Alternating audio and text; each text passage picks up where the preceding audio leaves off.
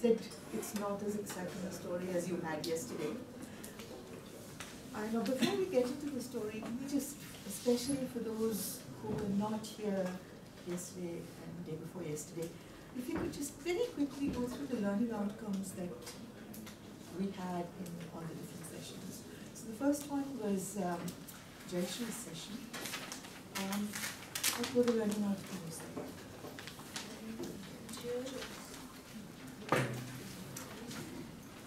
Sorry? Building up conjectures, yeah. Discovering patterns, stating them as generalizations. What else? Proving mathematical proof, and also briefly reasoning, briefly scientific proof as well, and the difference between scientific and mathematics, and the knowledge domain was mathematics. Okay, yesterday? It was all about reasoning. Types of reasoning. Process, right. It was essentially the structure of justification, with premises, grounds of two kinds, premises of two kinds, grounds and background assumptions, explicit as well as implicit, reasoning and conclusions. And within that, another thing, premises, you did a lot of that. You did types of reasoning and something else. Types of reasoning. And oh yes, most importantly, you did steps of reasoning, right? You again, and morning session was essentially types of reasoning, but that was, unlike the other sessions, it was for understanding, the understanding that you need to be able to use reasoning. And Anjali's session today, again, looking for patterns, stating them as generalizations, converting them into laws. This was what Anjali did, was observational inquiry, you could say. It was quantitative observational inquiry. What we're going to do now is, I think, qualitative observations. Okay, now just a little bit of background of how we came to look at this particular, well, call it topic if you wish. I don't like the word topic, but we'll use that. What happened was we had, the facilitators, we had a retreat a couple of months ago. And during the retreat, we looked at the structure of language, of sentences, in terms of tree structure. We drew trees. And in the process, something that, say, branches and so on, right? Within this, there was a particular configuration which was a structural concept required for certain explanations. And while doing that, it occurred to me that it's exactly the same configuration that we have in a particular family structure. And that is what triggered the, and we all got excited about it. We started building a theory of that particular structure, that system. Then, of course, from that, converted it into the attempt there was to construct a theory, scientific theory, within the human sciences domain. I don't know how much of that we will be able to do today, but we should at least try and build an observational framework or an inventory. This may not make sense at this point, but I hope it will at the end. An inventory of concepts that can then be used to build a theory. We may not get there, it doesn't matter, at least let's try. Okay. You have a set of questions that you were supposed to look at, right? The reading itself, a child's perspective in a certain sense, or the memory of a child's perspective, located about 50 years ago in an extended or joint family in a village in Kerala. Right? This is one person's story of their family. If you want to put it in terms of data points, this is one data point. Even Margaret Mead had 2 data points. She built a whole theory on that and turned out to be wrong, but we have just 1 data point. In the sense, it is a various aspects of a single entity. Right? That's our data point. How do we know that this is representative? Why should we be interested in this?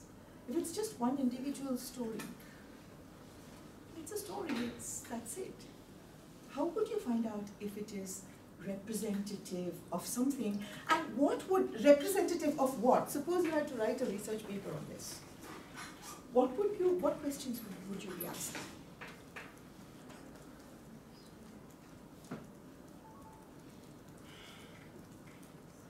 These practices which are followed in this particular family also being followed in the other families of that particular region or that particular community.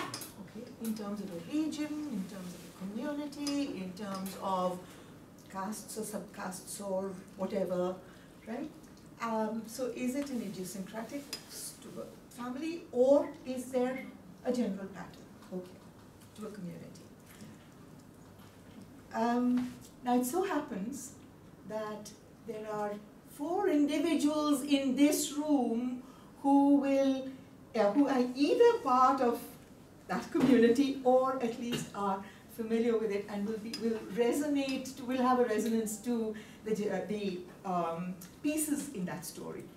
And if any questions come up, I would request you to not answer. Okay? However, if the rest of you are interested in finding out, collecting more data, there are informants available right here. We may not have time during the session to do that, but okay, so let's assume that this is representative of a particular community. Okay? It is the community of, very broadly, the so-called Ambalavasis or temple dwellers, not Brahmins, but temple dwellers, and the Nair men and community. Again, as I said, very broadly. All right? Right, so let's assume that this is indeed representative. If it is representative, you've read the story, you're familiar with the story, what are the observational generalizations that you either have in the story, are there any generalizations stated in the story, or what generalizations can you draw from the story? You're not sitting in your groups, so I can't ask you to talk amongst yourselves and give me. Okay, so married men and women continue to belong to the family in which they were born, rather than the family in which they are married to. Okay. That runs across that somebody getting married, somebody coming into the family, they all seem to belong to the respective families in which they are born. They don't change. Right. Why is that an observational generalization? What makes it special or different? What are you juxtaposing it with so that it becomes significant? Because the common societal practice in India, of which Kerala is a part, is that once a man gets married to a woman, and once the woman comes into the house, she continues to live there and occasionally goes to a house where it's mentioned. What is mentioned here is that she goes to the husband's house once in a while and actually remains in her house. Okay. So the whole concept of Kanyadan doesn't exist in the system. So the woman remains in her family. She doesn't become part of her husband's family. Okay? Okay. So let's see.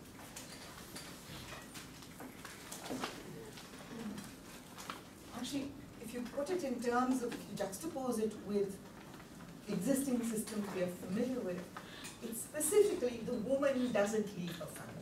Right? I'm going to put it that way. Okay. And you want somebody else to do the writing? And okay? This is okay.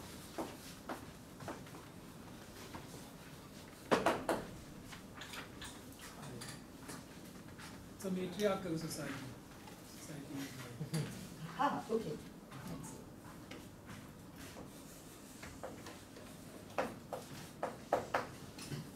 Would you call it from the story, would you call it a matriarchal society? What do you mean by a matriarchal How do society? you define? How do you define? The eldest woman or whoever is similar to that kind of position has the decision-making power, has the whole reins, as it were, of the family. Either they are through her or under her supervision, which usually happens if we look at existing systems of outside. It's not the, it's a more a patriarchal. Okay. Yes, Neha. So I had a question on page 3, the paragraph on the males of the family and the head. If it is matriarchal, as I also would have understood it, then why is it that the men come in and have at least approval of major decisions, and the maternal uncle, the big uncle, is technically the head of the family, as he is the senior most male member of the Tharawad.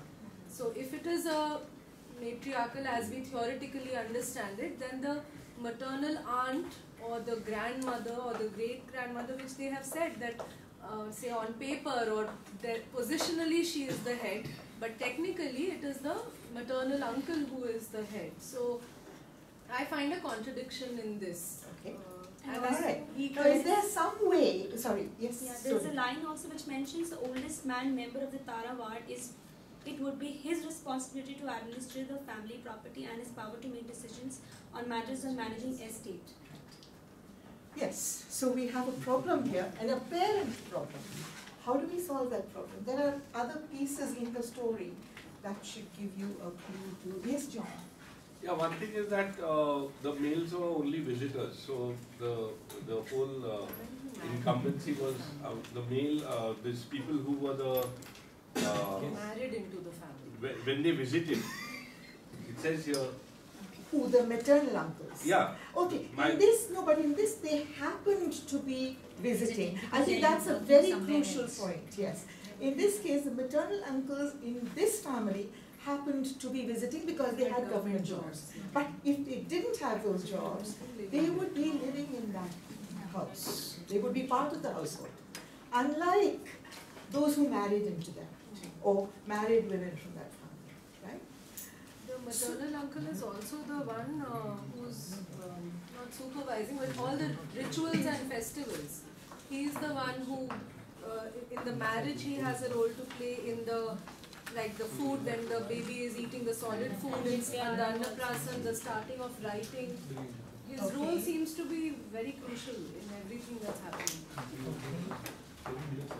First, feeding, what else? The literacy, Naming, naming, feeding, yeah, initiation into learning, let's say. I don't know if that's the right, if learning is really the right word, but initiation into, I'll just say Vidya. Yeah, because it's called Vidyaramam. Alright, what else? then the wedding, Okay. and even in death, I think even death also.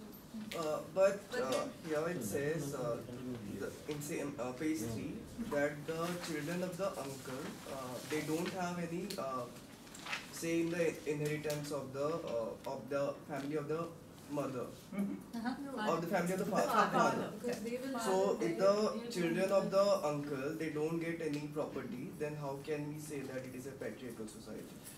We haven't said that it is patriarchal. So I'm giving a counter to Right. But he has his role. His role is what we are. his role is important, but debating. again he's not getting any property. Okay. Okay, that here neither his children are we have a question. Neha. Not a question. There is something written on page 2 in the paragraph the matriarch, wherein it is written that the great grandmother, she was therefore supposed to be the matriarch of the Tharawad. However, I remember her as old and bent, blind and weak of mind, incapable of being a matriarch. So maybe that is why some rights have been given to the uncle and not to her. Now we have to, we've said that we're assuming that the entire story is representative of the community. Okay? So we have to assume that, and we also say, had he not had a job and was living in the family, he would have not just in principle but also in practice, he would have had the responsibilities, right? So, but there's something else there. Another very crucial point. There's something that's said about the great-grandmother in that, right at the beginning. Yeah, you had a... I was going to ask, when you wrote that she was the matriarch of the family, Yeah. what did you mean by she was the matriarch? It was actually sort of misleading thing, because you have to go away from that word and look at the patterns. Look at the very first sentence about the grandmother. Female line. Oldest female. Right. So descent, right? Descent is crucial. One. Let's see. You have all of these, and then you have this descent. Is that how you spell it? And one other factor which Prayas brought up. The uncle's children don't have any rights, inheritance. So how does inheritance happen? Who are the inheritors? Who are The mothers. Their wives. It goes down. The daughters. Birth and descent again. I think by birth. It is by birth, but through the mother. female line, right? So that is where the tree structure comes in. Here, what happens is that's the great-grandmother, suppose she has two daughters, and again, two daughters, let's say this is a male and a male. If this is a female, and this is a female, okay, then the moment there is a male, It ends. the line stops, right? The woman they get married to belongs to her family, and her children belong to that family. So when he dies, what would happen to his share in the property? Would that be passed on? It would be shared within the tree itself. within the tree. So his sister's children become legal. So he would go to his wife. What are the So which, see over here she says that Just a minute. the father and the husband of my mother's sister, like my grandfather, were also just guests or visitors. Yes. Because they belong to Their mothers, they belong to their mother's family. Yes. So wouldn't he belong to the mother's family? He belongs to his mother's family. Right. The uncles belong to, like my uncles would belong to my grandmother's family. So he would be part of the Tharawad until he got married. No, even after he got married. Okay. But his children don't have rights here. Right? So what happens to his children, the male and female? He has They are sons. They are with their mother. His wife. They're his wife's family. So they become whether they are sons or daughters, same thing applies to them. Yes, For the exactly wife. the same structure Goes to the wife. which applies across the community. So he stays with his mother and his children go with their mother. Yes. And he visits them every once in a while. Yeah. But that's how it's matriarchal, because Now, that's where we have, actually all of this debate centers around the term matriarchal. Because we're talking about an uncle, a male who is the head of the family. In which case, how can it be matriarchal is the question. Yes. I have a doubt. Yeah. So what is the difference between greatest authority and technically head of the family? Sorry, What is the difference between greatest authority and technical head of a family? what is the meaning? Yeah. Exactly. There's a That's little- exactly what he is. He is technically the head of the family. Supposing that this is not an official account of a family, then we had a logical explanation to it. It is somebody's words, so maybe we can take a little meaning here or there. Okay. We thought that you needed a signing head and you need a executing, the functional head. So the uncle becomes the executing head. Also there is one more thing in support, because the old lady is not capable of doing everything. So the next person. But there is the next person. It's not, it doesn't have to be a male. It could be Could be the There is another line that says, my oldest aunt was strong, commanding and enjoyed the power. She presided over the household, although there was a pretense of my grandfather being the master of the family. So that power is being divided or seen with a lot of people here, I think. There's a great-grandmother, there's a grandfather, there's a grandmother, then there's a maternal aunt and a maternal uncle. Who is more powerful is, I think, what is the question here, actually and apparently. But the same thing could probably happen in the patriarchal system also, where probably the grandmother says a lot of things and we see that, and probably she's the head. Not on paper though, but she is. Her approval is needed yeah, for most count. things, and we Her see views that. count. But then for a male line. But I think Yeah, but this it's looks so-called at patriarchal system. But we see the grandmother being the more powerful person. I think this looks at it from the inheritance point of view also. Yeah, property. And also I'm just wondering whether it is, we're looking at the story which is emerging as more as a matrilineal system.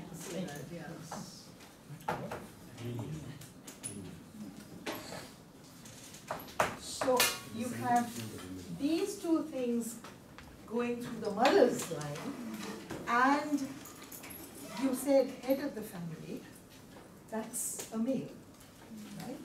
So, as you said, as Anuradha pointed out, there's another concept of matrilineal, and if you want, I don't even know if there's any patrilineal without being patriarchal family system.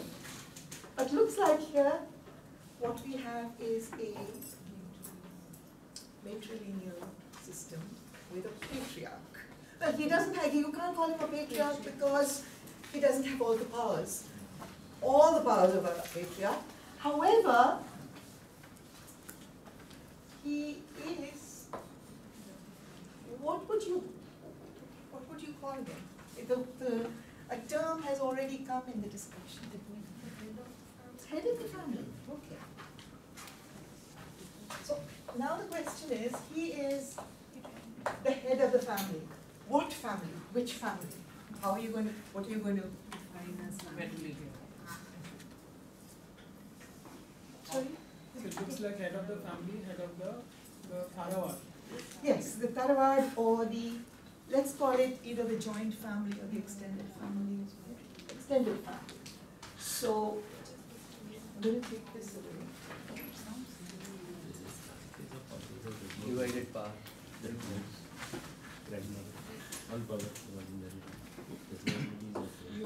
You have head of family, and you have the notion of extended family. And we've said there is all this is within a matrilineal system. So how would we define these things? How would you define precisely a matrilineal system?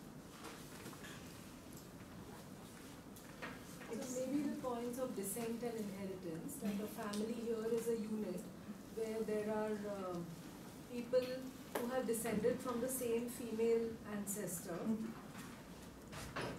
And I don't know, somehow the inheritance also has to come into it. I mean, I think these 2 points somewhere should help us define what this unit is.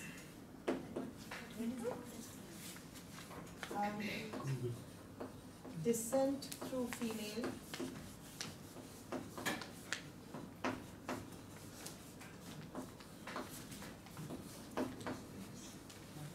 And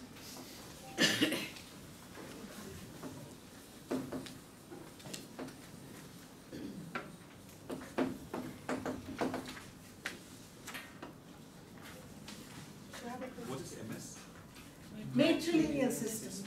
I'm just doing it short. What will be matriarchal then? Who have powers actually. No, if you will write Matrilineal system. MLS Okay. and AS. What other well-being I have? How do we define the extended family?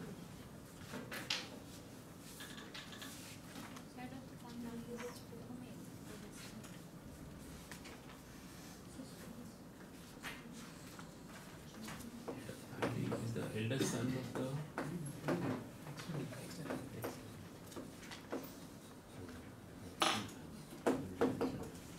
Which is the extended family here? Is it all the people in the Tharawad, or is it the other relationships in the other, like the married into, the relationships by marriage? Excellent question.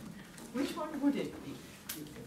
You say, what is, again, you have to think in terms of what it is juxtaposed with. What is it? How, when you say my family,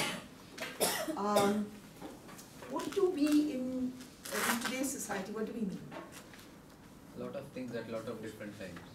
Lot of different, okay, all right. Nuclear. Lot of Nuclear Father's family, family. one of the, Father's family, yeah. sorry? Father's family. Father's entire family. Mainly. Or actually, as John said, one of those uses when we say family would be the nuclear family, right? So, That's what we You mean a have- lot of things at I'm one sorry, time. can everyone see it if it is this low down? So you also have, you have the extended family and you have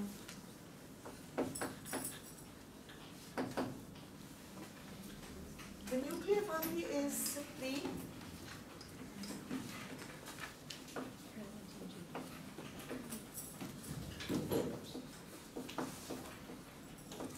yes, you would all agree with that? Nuclear family is just the parents. So in comparison to the nuclear family definition which you are arriving at, the extended family is living together. Is that what we are looking at? It doesn't have to be living together, because there would be people going away, whatever. But who, how would you sort of demarcate the extended family? They have brought up two different possible meanings of extended family. One is those who are part of that Tharawad, and those who are from outside of it. If you define nuclear family as parents and offspring, Then that would not exist in this, it would not have any meaning here, I think. Because the parents are in two different Tharavads. are you, okay. One example of nuclear is come up. Yes, John, you wanted to say something. Yeah, so an idea, I mean, a thought occurs to me that in extended family, if you say that extended family in the Tharawad, like let's say the siblings, they were considered siblings, not so much as cousins, as siblings. Aha, okay. But the ones who were visitors, like the mother's brothers, Children. wives and children, they were visitors, but they were considered royalty. Right. So that is a clue actually to how you should define extended family, in contrast to nuclear family. And we'll also come back to nuclear family in a minute. But how would we define? Relationships by marriage, not by birth necessarily. I mean, I'm just. If you're going to include your mother's sister's children, who are like your siblings. I would feel that in this story, the family, not nuclear nor extended, is the Tharawad. And the extended family is those by marriage who live in, that's what I would, Okay. I don't know if it's. If I remember right, I've said that Tharawad is the extended family. In the first paragraph. Yes. Just taking a crack at it. A descent group with definitely at least one connection to a female, one direct connection to a female in the family. Okay. Descent groups through female, would that be enough? For extended family? But you, or I one? don't want. I'm struggling. It's okay. Through the female line. Through the female Yeah. line. Would that Through the female line. would that be all right? But suppose the female's got a son, the son's son is not going to be a part of the extended family. So I want that one connection only to the female. There will be two connections to the female which is not allowed in the extended family. That's why I'm drawing the additional one connection to the female in the family. And how did you put it? Descent group? didn't put it here. Descent group with one direct connection with a female. Or immediate connection. Well, immediate connection. Immediate connection. So this is extended family. I'm trying, yeah. All the members of all the members who can be traced to a common descent through the Offspring. So biological descent. Biological. Yeah.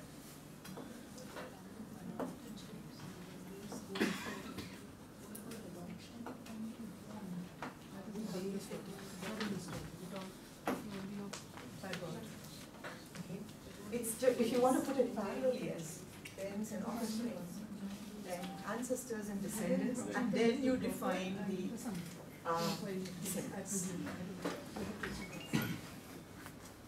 But ancestors, what about those who are not living? It could be, I mean, yes. So, So we include them. now there's a lot of stuff here that is fictional, but I mean, it fits into the, well, it's accurate in terms of the system, but it's fictional. But imagine my great-great-grandmother, none of my ancestors in that sense are alive, but it is their family that I belong to. So whether they're living or not is not a constraint. Ancestors and descendants through only female line. Would that work? You tell me what I should write. You formulate.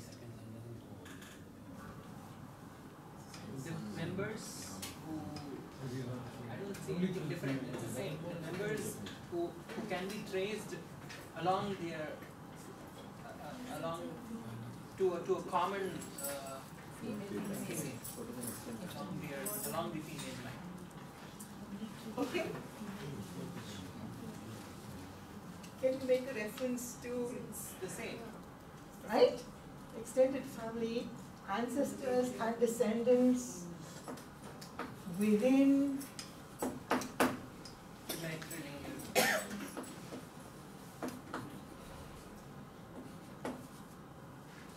Would that work? Within the matrilineal system?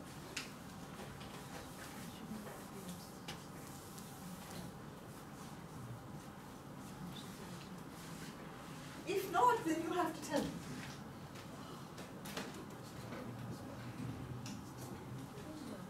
If you're happy with it, we can leave it. So there's a matriarch or a female who is a node, and from where all Yes. the other members. Yes. Thank you. That is what the matriarch here would mean, where there is the node from where all the descendants come. Yes. Okay. And I won't draw the whole tree. Right? Yeah. Both the definitions we've tried to arrive at here, extended family and nuclear family, they don't seem to be part of the same scheme of things. Okay, actually, I wanted to come back to that. You said the nuclear family doesn't play a role here. Anuradha pointed out that there is a reference later to one unit leaving because they were working somewhere else. But what if that's also, there's a place where some fathers who are richer are sending money and there is a difference in what the children are receiving. So there is a role that it plays, but because of proximity or distance, I'm wondering if one can still call it a nuclear unit. Well, the moment you define it as just parents and offspring, if we define it this way, see, we have this idea that if you have a nuclear family, stay together. That's not part of our definition here, right? So, in that case, is the notion nuclear family part of the system?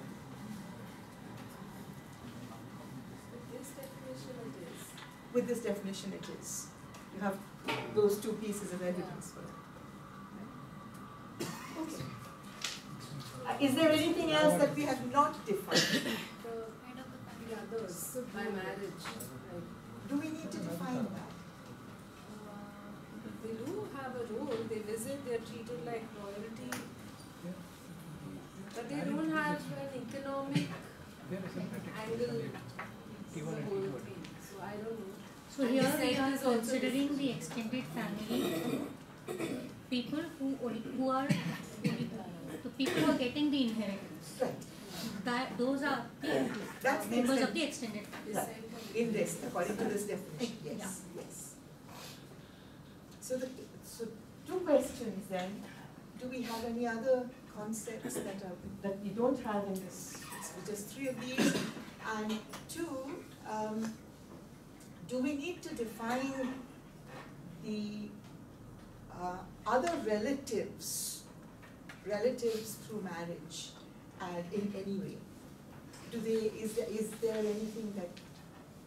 Is there anything significant about that? You don't seem to get any inheritance, so there's really no. There's no inheritance. No. They're treated as visitors or guests. Yeah. You want to distinguish between biological inheritance, as in biology chapter reproduction inheritance, and economic inheritance. So when we say inheritance here, the moment we've made a distinction between descent and inheritance and put both those, I was assuming that inheritance is not the biological, but the economic property inheritance, Yeah. economic inheritance. Yeah, but in a textbook, biology textbook, a child inherits from the both parents. The biological traits are inherited from both parents. Okay. But the economic traits are inherited only from the mother. So let's put it as that. So this is the economic and the biological. Economic inheritance, and the same would apply here as well. Economic inheritance. So as you said, the others, there is a word for it in Malayalam, bandhu, where people who are married into the family, but they don't have, there's no generalization that you can state about them. Yes? There are two contradictions. There are two men by marriage who are living in the household, though they don't have a significant role. There is a grandfather and there is the oldest aunt's husband. Yes. So why has this, a norm, but apart from what seems to be the norm, why and how did this happen?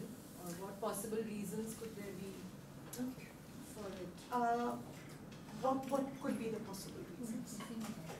Okay. Yeah. Maybe they are part of this marriage. I am answering her questions. Okay, please. Yes. That happens even in a patriarchal family. If somebody needs support, a lady, old lady, widowed or whatever, comes back to that family. If this man cannot earn for some reason. But why is he not in his own Karawad? His mother's is what I'm asking. Either they have kicked him out or they whatever. Because he's not earning.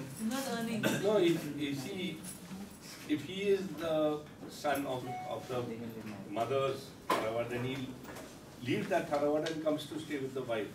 No. This also assumes that all the marriages happen within Tharawad. Then this applies. Supposing that man is not from a Tharawad family, he is someone else. Yeah, well, no, actually, that's one possibility. So we've already got several possible reasons for why these two men stayed in that household. Either they were kicked out of their mother's family, or they didn't have a Tharawad to go to. Or they like to live here. Or they like to live here. I don't think it's a hard and fast rule. Yes, it's not a rule, it's the custom, and which is why this is uncharacteristic, right, in both those cases. And also on a lighter note, in order to prove it's matriarchal, you need some guys that you can push around. He became Garjamai. One question I want to also ask, maybe it's not directly, so in the page 2 it's about the matriarch and the grandmother and the great-grandmother being the head of the family. But when you look at in page 3, when you're talking of the male and the head and the decision makers, so it comes out as the uncle is the decision maker. So have I said head then for the No, for the matriarch? No.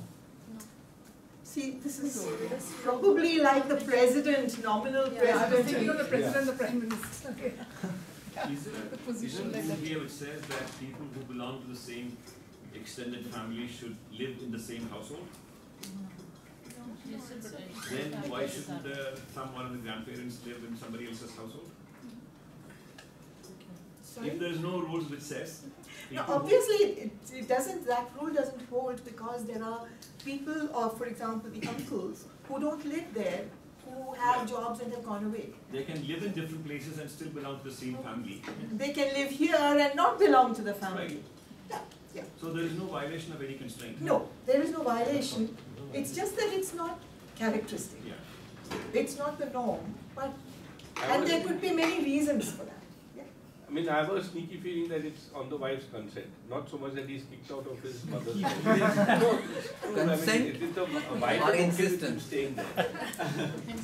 Well, it could be any of those, but it doesn't Yeah. lead us to any kind of a pattern, so. Yeah, Yeah. that's Right. it's the pattern. Yeah.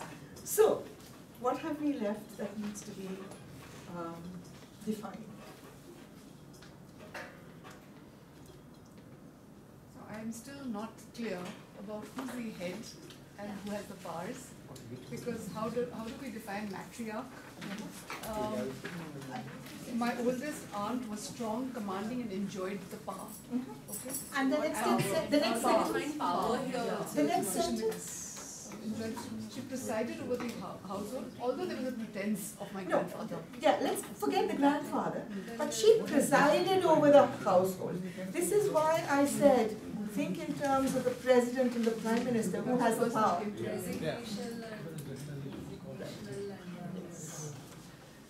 So which therefore actually questions the word matriarchal.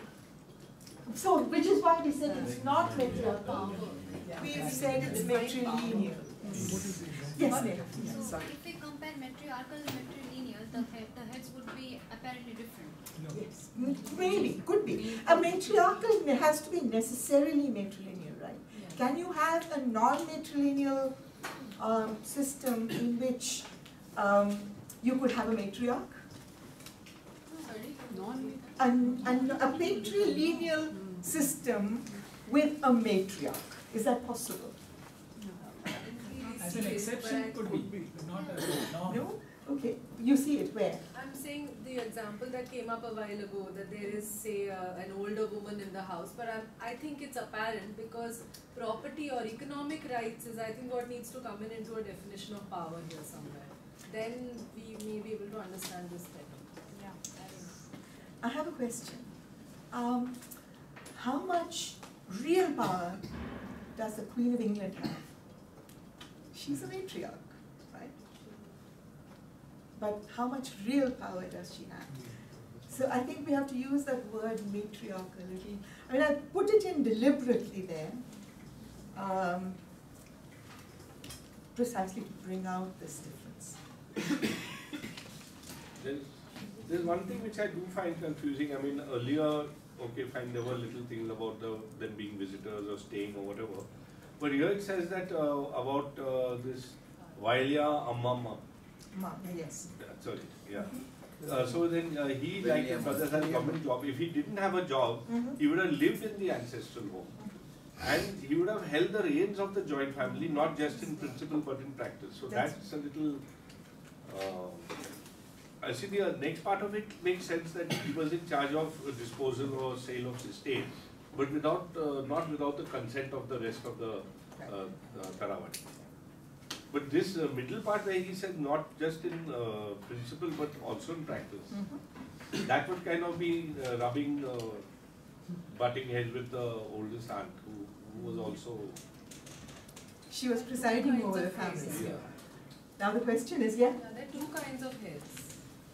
What's differentiating one from the others, I think what we need to define. Like what's the power that they hold and how do they exercise it? Because it says here not just in theory but in practice, not just in principle but also in practice. So in principle I understand a kind of nominal head, like you said, president and prime minister, but here it says also in practice. so what does that suggest? There's one more piece of I think, evidence that the married husbands who are not living here, but they are responsible for the clothing, schooling, medical expenses of their children. So they have an economic relationship with this Tharawad, and on the other side here it says that the Tharawad assured each of its members of a roof over their head, 2 square meals a day, equal right to property, clothing, whatever, etc. So there's two kinds of economic linkages, and I'm sure that plays a role on the power and the decision making also. Good, yes, that's, so you are guaranteed certain things from the Tharawad, but the Tharawad may not be able to, I mean, it's basic education. Yeah, that's everything is basic, but if you want anything more, where does it come from? Here it is shared across the children. The fathers have to, right? On a matrilineal. That's right. So now, given that, also notice when you are defining something, that definition has to have some substance in terms of patterns, which is why we said we do need nuclear family here, because there are a couple of things that point to that. Now, for head of the family, where are we going to look for defining it? I think it's all there. It's all there on the board, yes? Inheritance is As head, no. Because he can't control the inheritance in any way. He gets a share of the whole thing, and it's shared across all members of the family, of the extended family. He has his share, yes, that's all. But other than that, he has nothing to do with inheritance. So basically he has to perform some duties and he has some responsibilities. Okay. So what are those? So if in the situation where is the source of income? If we say that the head of the family earns for the family and gets it, is he the one, the person earning is the head of the family? So how does one define who's the head of the family? One who gets in the source of income as it's the present day, or what is it like? Well, notice where do the resources, tells you where the resources come from, right? And if tenants, yes? From the tenants. From the tenants. Which means from the common business. Common land. Common land. It could have been tenants, it could have been farms, it could have been whatever, your joint family business. Yes. Yeah, you could think of it as business. Yes. Yeah. But we haven't talked about what the uncles do with the money they have from their jobs. Does it belong to the extended family, or do they use it for the nuclear family? Nuclear family. Maybe there's a system where it is shared, like 1% goes to the, I don't know, I'm just asking. It could be. It goes to the nuclear family because... Well, I think that is something that I don't think there are any norms for that. That depends on individual families. So the rent that comes from is, I mean, that is where the Velima sort of takes the control of it, right? Right, but that's only the extended family's problem, Yeah. right? However, we do have pieces here that allow you to define head of family. Somebody who can name and Has all those privileges. call them duties, responsibilities, or privileges. Greatest authority. Greatest authority.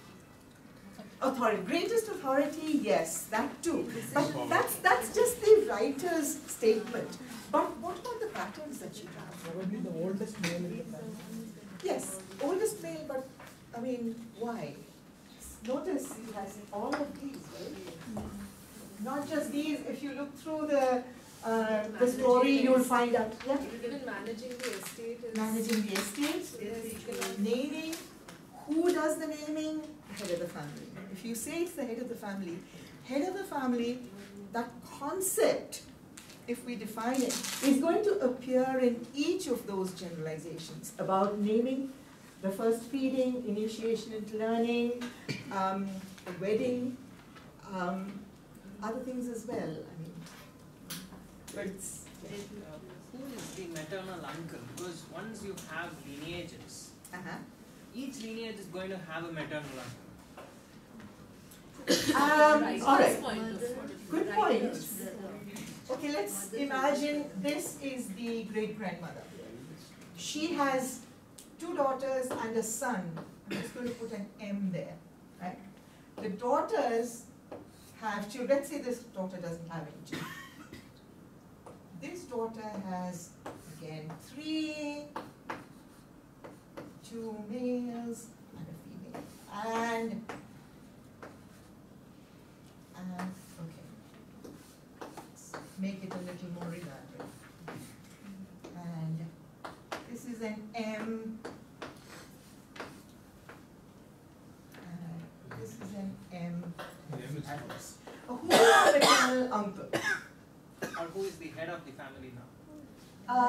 Right. Now, maternal uncle will be the one on the top first. Yeah, this is the oldest uncle because for these people, this is the maternal uncle, mother's brother.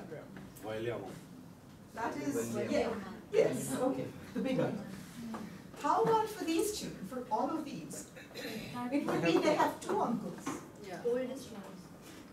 Valyamavan would be the oldest one, but others would be among, they would all be maternal uncles.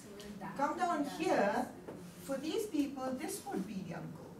But as long as that one is still living, As long as this one is living, he will be the Valiam. And he will be the one who does all all that. Yes. And if he can't do it, if he's still living and can't do it, then he will designate the next oldest male and so on. Or maybe somebody else for whatever, I mean, but he has the authority to designate whoever. It's not the oldest male, it's the oldest male by Oldest male within that.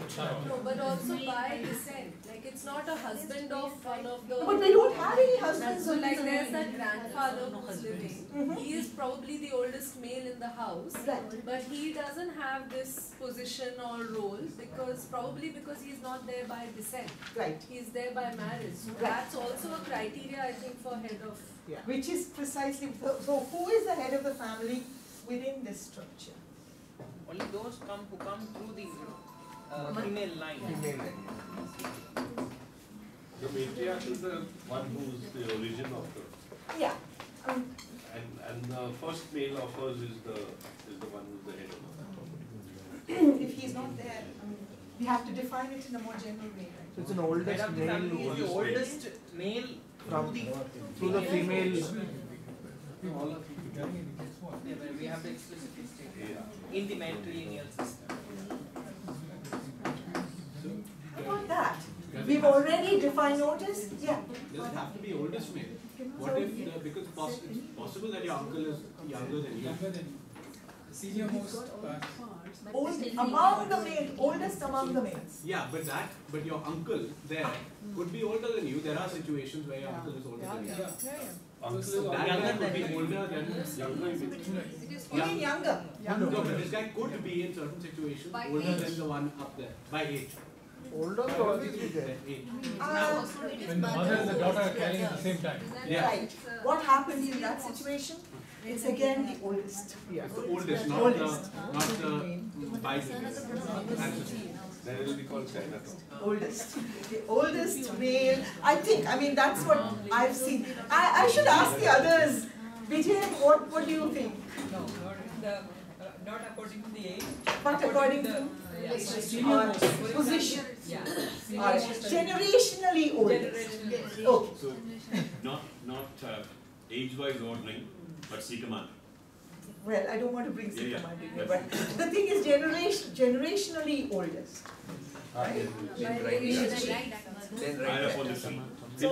Higher up on the tree. Yeah. Hierarchically older. Hierarchically, the hierarchy represents generation, right? So hierarchically or generationally older. All right. Now notice once we have defined, this is an important part, once we've defined extended family, we can use that in another definition. Right? We don't have to elaborate further. Okay, so we do have that. minutes. Now, if we were to state all of these, so for example, if you have definitions of all of these and then laws or rules, constraints, whatever you want to call the principles, for each of these things, for example, the naming, the feeding, wedding, etc., you find the same concept, head of the family, coming in each of these. Head of the family is defined in terms of extended family. You have extended family coming into different patterns, right? So these concepts, the concept of head of family, extended family, allow you to, in some sense, define the system itself, matrilineal system, right? Or rather, the fact that the matrilineal system comes into the definition of extended family motivates that system itself. Yeah? I didn't put it right earlier. The need for using that in the definition, in certain definitions, motivates the system, the need for that system in whatever theory you're going to build.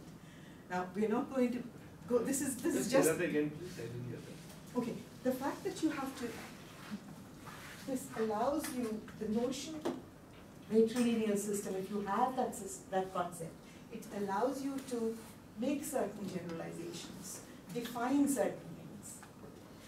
That is the motivation, or that shows the need for that concept. So this is what we've done here is build a sort of framework, an observational framework of interconnected concepts, right? And it's that framework that will then allow us to build a theory of the system. We'll probably see, I hope, see the actual building of the theory in another session in a very different domain. But I think this is the right time to stop. Yes, Rashmika, you had a question. I was just wondering whether, what is the legal status of matrilineal or matriarchal family? I think things changed in 1976, 75, 76. And so for inheritance, it became equal for all, there was no distinction between males and females. So earlier, if a mother had a son and a daughter, and they both had 2 children each, the daughter would get 3 shares of the property, herself and her 2 children. The son would get only 1 share. That has changed, it's equally distributed across the offspring. But still, yes. it is the female head type. I mean, whatever is there in the patriarchal family, the same is, but in the same way. Yes.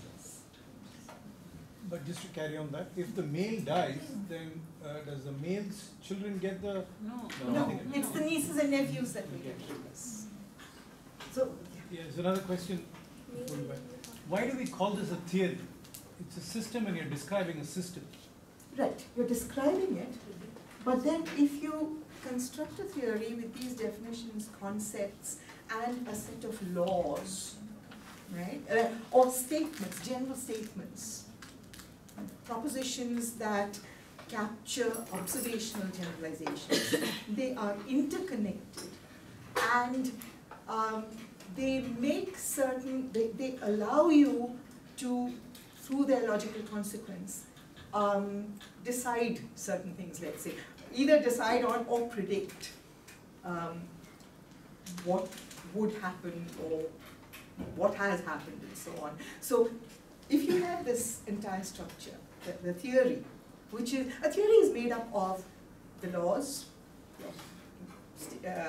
stated as, observational generalizations stated as laws, and the concepts that go into the making of those statements, right? If that, let's call it theory for now, that predicts certain consequences. Predictions are the logical consequences of putting these laws together. Now, those logical consequences or predictions match what you actually observe. call it a theory that makes correct predictions for what you say. This is what a scientific theory is supposed to do. Not called it a theory so far, so I'll have to make that jump. Right. I think it might be useful to say that what you have outlined is a description of the matrilineal system and the structure of the matrilineal family, but the theory of the matrilineal system and structure hasn't been constructed yet. Yes. So we haven't got to that. So what you see, there are not really generalizations. The theory hasn't been constructed yet. We but haven't this is stated towards- them as generalizations yet. Only the concepts have been created. So the other part, there's not, the generalizations aren't there. So we've created a framework of concepts which then can be used to state the generalizations and formulate them as the laws. And it's only when that is done, the entire, the concepts together with the propositions that are the laws would constitute a theory. Okay, and we haven't got there yet. So would we then, to reach that, we've looked at this particular story and come to this here. So then you have matrilineal other societies which exist in India too. Right. So would you then bring that into the picture if you were to construct theory and law? Actually, the next step would be to extend these concepts not just to the matrilineal or matriarchal systems, but also to the patriarchal systems to see if there are any shared properties, if there are any shared definitions, shared concepts, and so on, right? And see if is it possible to construct the two systems? Is one a mirror image of the other? There are possibilities, right? So it's yes. So if there are, and you want to have a grander theory, then you would have. Like the Khasis have the matrilineal, yes, but they have a different. So when I'm looking at this story, so that's quite a different process. So this is a theory of the matrilineal system in one particular community. Right. It may not even be all the matrilineal communities in Kerala. I'm not aware of any other, but. But for that you need a theory of the human, a theory of the family in human species. Right. So you bump up to higher and higher levels of abstraction, and ultimately, I guess, a theory of family structure is what And again, studying different matrilineal structures which we have in India, we can also see whether a male member is the technical or executing head in other matrilineal families also, or is there any other reason for this? Precisely. And in fact, if I'm not mistaken, in the Khasi system, there is a true matriarch, unlike in this system. So interestingly, they call it a matrilineal system, and here it's called a matriarchal system. And so it's actually. And is there anything to do with the physical make of male and female? Like why the technical head is male? Why male head is presiding over all these auspicious functions? There can be physical thing also. Yes. Could be physical reasons, yes. Okay, I think, Jayashree, aren't you going to ring the bell and stop us? Concluded. All right.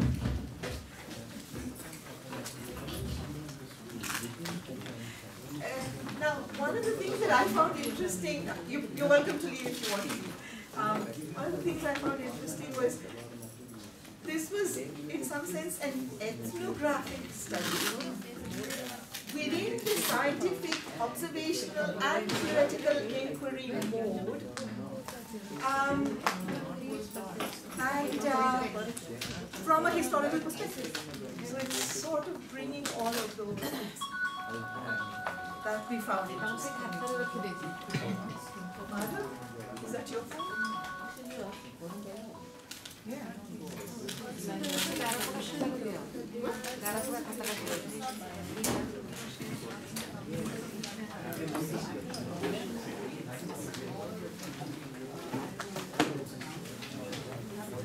ମେସିନ୍ରେ ରହିଗଲା